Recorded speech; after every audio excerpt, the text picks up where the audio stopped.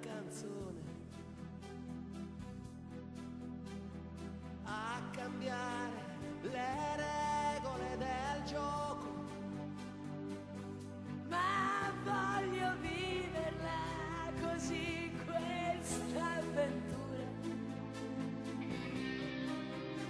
senza frontiere, con il cuore in gola. E il mondo in una giostra di colori, e il vento accarezza le bandiere. Arriva un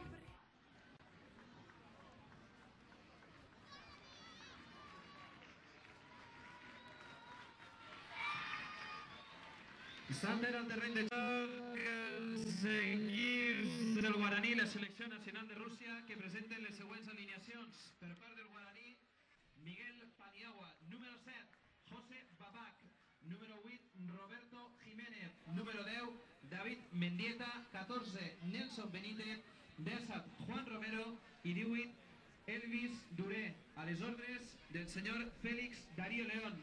Per part de la selecció nacional de Rússia formaran dorsal número 1, Sergei Borodin, número 3, Vladimir Moiseyev, número 4, Ruslan Yarkhomov.